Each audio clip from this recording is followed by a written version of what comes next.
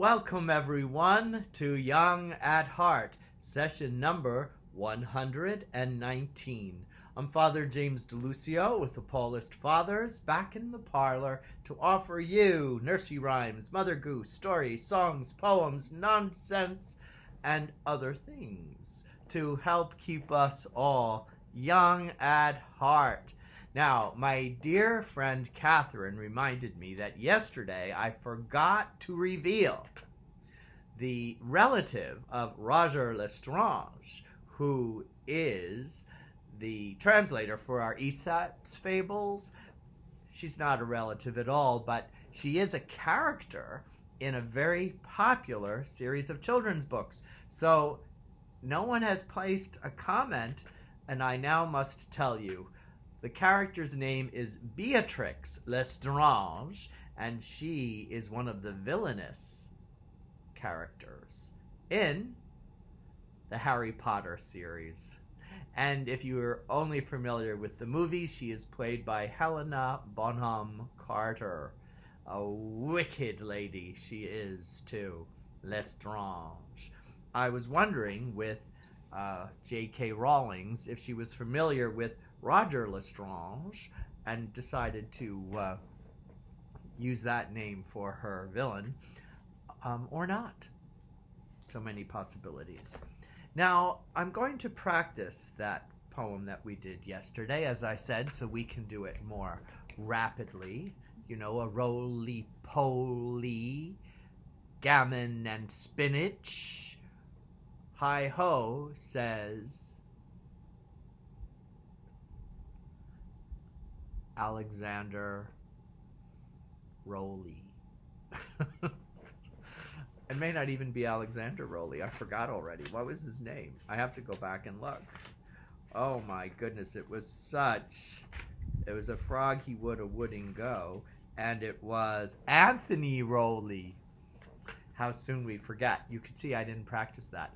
But while I'm practicing that, I want you to begin to practice this last line, or maybe the last couple lines, of a new cumulative poem that I'm going to feature perhaps next week. You know cumulative poems, like the popular Christmas one, the 12 Days of Christmas. You start with one line, and then each successive verse adds a new line and repeats the previous lines. So the base line, the one that we keep coming back to 12 times, also 12, is this tongue twister of a line. And it is: a gaping, wide-mouthed, waddling frog. A gaping, wide-mouthed, waddling frog. Now, try saying that fast. It's very difficult. A gaping, wide-mouthed, waddling frog. A gaping, wide-mouthed, waddling frog. A gaping, wide-mouthed, wandering... A gaping, wide-mouthed, waddling frog. Now, you could see I'm already getting tongue-tied. It needs a lot of practice. The interesting thing is you have to say wide-mouthed. And the D there helps you remember the next word is waddling frog, not waggling frog, as I was often mistaken to say.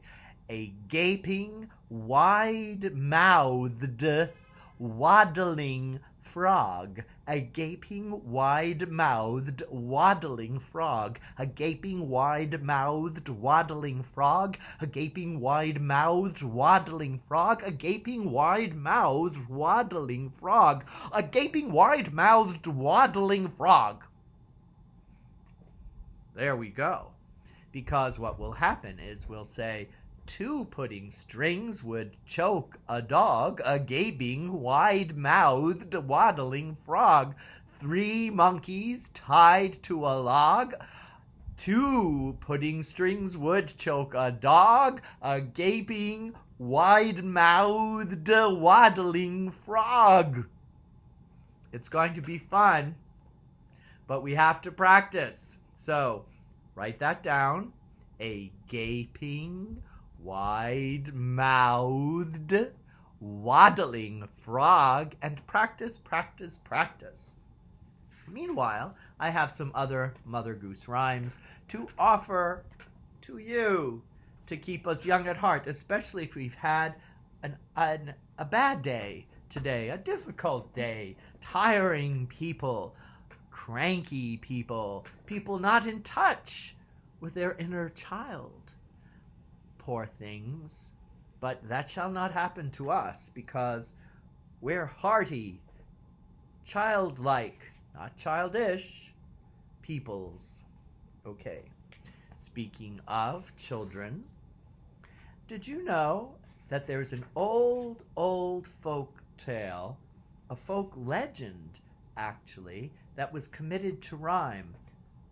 Our editors here do not know how far back it goes, but it goes like this. If you rock a cradle empty, you shall have babies aplenty. If you rock a cradle empty, you shall have babies aplenty. If you rock a cradle empty, you shall have babies aplenty. If you rock a cradle empty, you shall have babies aplenty. Now you could go around your house skipping. Skip, skip. If you rock your cradles empty, you shall have babies aplenty. If you rock your cradles empty, you shall have babies aplenty. So for all of you who want to be expecting parents, that's the rhyme for you. And go skipping about. It might raise your testosterone and estrogen levels. Who knows? So, you see why this is young at heart for adults? Indeed, indeed, indeed, indeed. If you rock a cradle empty, you shall have babies aplenty. And if you're like old Mother Hubbard, or not old Mother Hubbard, there was an old woman who lived in a shoe with so many children she didn't know what to do. She probably sang that rhyme a little too often. Well, poor thing. Now, this one is very, very much related to if you rock a cradle empty, you shall have babies aplenty. It's an odd rhyme, though. It doesn't really rhyme till the end of the verse. But it's fun. There was a girl in the army who longed for a baby. She took her father's greyhound and laid it in a cradle. Lullaby, baby, bow, wow. Long legs hast thou, and it wasn't for thy cold snout that I would kiss thee now. I don't know how many people do kiss their puppies. Don't tell. Nose to nose with your pooch. It's okay. Keeps us young at heart. And I don't think they can give you the virus. But better research it. Okay. So let's play that again because it's such an odd piece. There was a girl in the army who longed for a baby. So she took her father's greyhound and laid it in a cradle. Lullaby, baby, bow, wow. Long legs have thou, and wasn't it for thy cold snout I think I'd kiss thee now. Meow. Well, no, that doesn't belong. Finally, we're giving the dog his due with all those cat rhymes. Yes, indeed. Here's a funny one. Are you feeling funny today? I am. And I have had actually quite a good day. So let us be silly together. Shall we? Speaking of silly, Gilly Silly Jarter. The poor girl lost her garter in a summer's rain. The miller found it, the miller ground it, and returned it to Silly again. That is silly. Why would he grind a garter?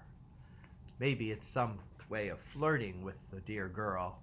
when he gives it back to her, I'm surprised it wouldn't be ripped to pieces. Oh well. Do you remember this one? We used to repeat it sort of spontaneously out of nowhere as kids. There was a little girl who had a little curl right in the middle of her forehead. And when she was good, she was very, very good. But when she was bad, she was horrid. I had a dear Aunt Pat Capone. She died, I think almost 10 years ago now. We all loved Aunt Pat. She was a lot of fun. She was so gracious. She always opened up her home to everyone, but she also loved to complain at times, not always. It wasn't one of those things, oh no, we're going to Aunt Pat's. No, she was always really quite jolly, always welcoming. But she was also known, at least by her children, to have moments of temper. So I took all the stories where it was time for her funeral, and because the kids were quite honest about Aunt Pat Capone's strengths and her weaknesses, I started with this poem.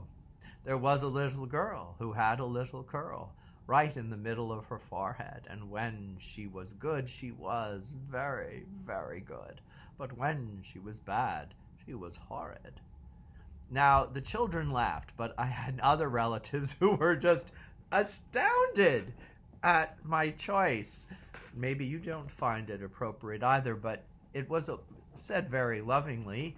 And that's also part of being young at heart, that kind of honesty about us. And it's not a bad thing, especially if it's spoken out with love. But you may disagree. You may reprimand me, Catherine. On the bottom of the comments, my friend Catherine always gives me a comment, and she always watches the whole episode because she reminded me that I watched an episode of hers. She was interviewed for a television program about people in a neighborhood getting together and doing various physical exercises through the neighborhood as they walked. And so I wrote to her and I said, I watched the whole thing. And she was only 2 minutes. And then she wrote back, I watched your whole thing. It was 14 minutes. And I thought, oh dear, I should have said I watched the whole thing because I wanted to make sure that I wouldn't miss another moment with you, Catherine, because they were interviewing a variety of women. So I didn't stop at the first time Catherine was interviewed, and lo and behold, guess who they brought back into the camera near the end of the piece. And she looked great. Catherine, you looked great. So, I have a couple more, if it's okay with you, although time is running on. So, let's see. Which was one more that I thought? Oh, yes. 2 more, actually. You play this with a baby. If you are a gentleman, and I suppose you be, you will not laugh or smile at a tickling of your knee. If you are a lady, and I suppose you be, you will not laugh or smile at a tickling of your knee.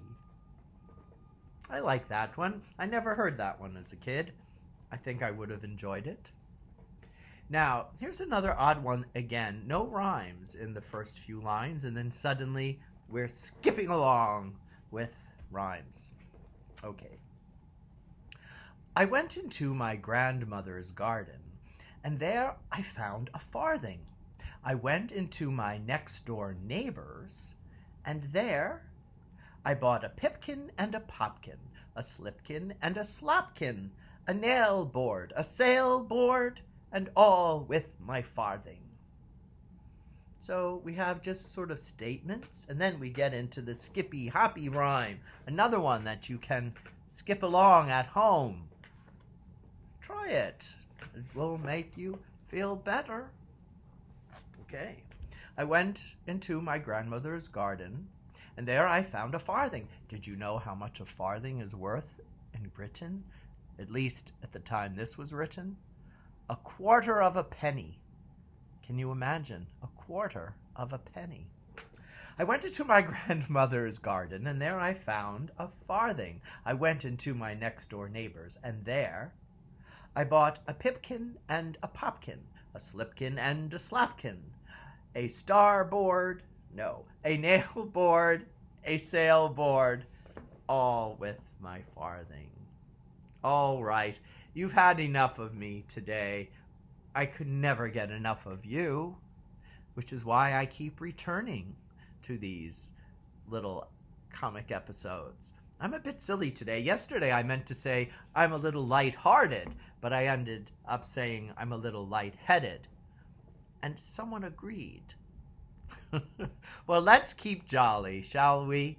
And thank you so much for joining me today. I hope your evening is 100-fold more pleasant than your day. Whether your day was good, bad, or indifferent, 100-fold more pleasant should be quite profitable for you. Thank you for joining me. Don't forget to memorize that line. A gaping, wide-mouthed, waddling frog. Yes, is that it? Let's check. Because I'm known to forget. Let's go. Oh, I have to go here. Yes, yes, getting there. Not there yet. Oh my goodness, yes. A gaping, wide-mouthed, waddling frog. Bye, everyone. God bless you. Stay safe. Stay safe. Wear your masks. Bye now.